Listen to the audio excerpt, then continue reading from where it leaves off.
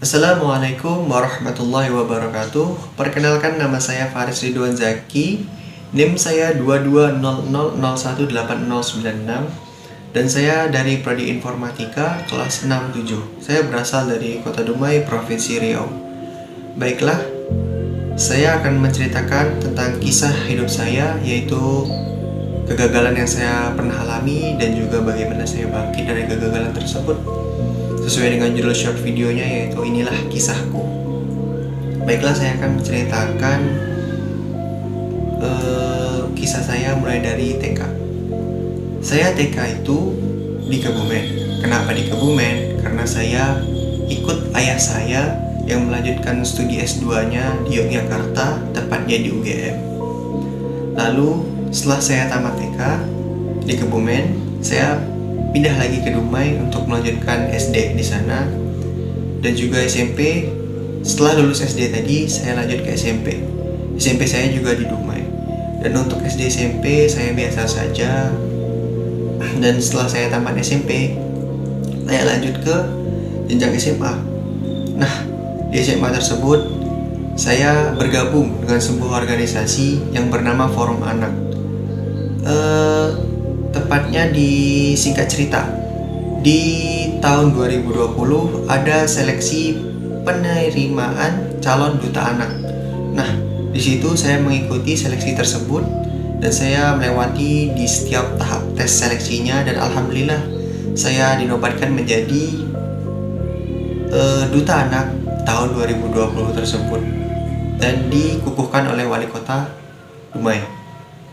Dan setelah itu saya ingin lanjut untuk seleksi duta anak provinsi, tetapi di saat itu ditiadakan seleksinya untuk provinsi karena pandemi COVID-19 yang melanda waktu itu. Dan setelah itu, singkat cerita, tamat SMA. Di situ saya mulai mengalami banyak kegagalan dalam hidup saya. Dimulai tahun 2021. Saya tamat di tahun 2021.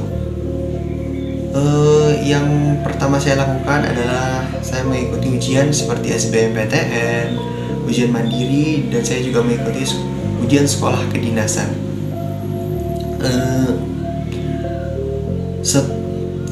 Saat saya mengikuti SBMPTN, alhamdulillah lancar, tetapi hasilnya belum memuaskan atau masih belum menyatakan untuk lulus di SBMPTN.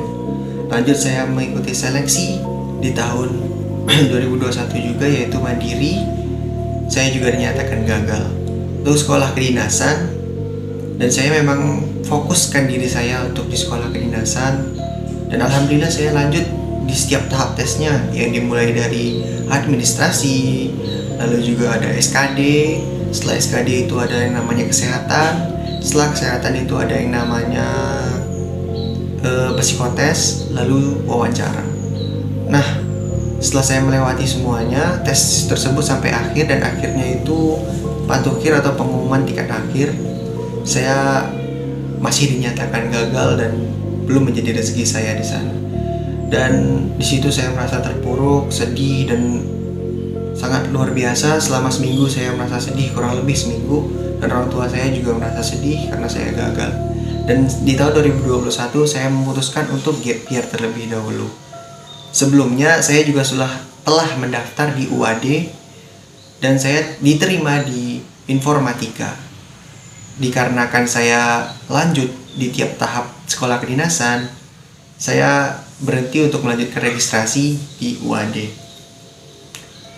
Dan setelah di akhir tahun 2021, tepatnya di bulan September atau November gitu, itu ada penerimaan PT KAI yang dibuka lowongannya lumayan besar kuotanya.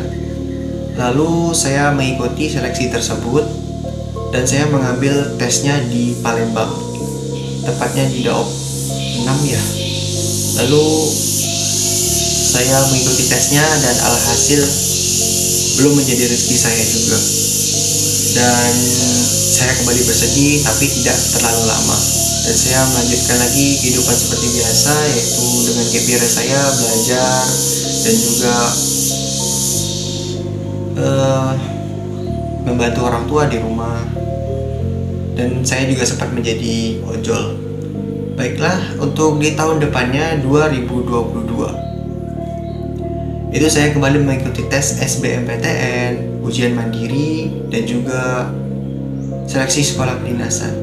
Untuk di tahun 2022 SBMPTN yang saya jalani itu hasilnya masih belum memuaskan atau gagal.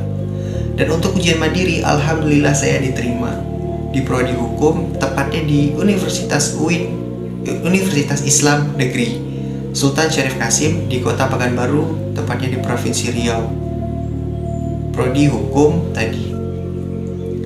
Dan saya melanjutkan juga untuk seleksi sekolah kedinasan, tetapi juga belum menjadi rezeki.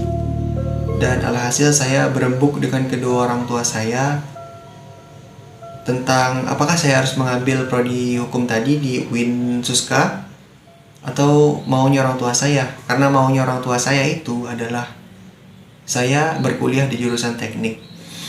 Dan alhasil saya hanya mengikuti kata orang tua saya, yaitu berkuliah di teknik, tepatnya di UAD atas saran dari orang tua saya.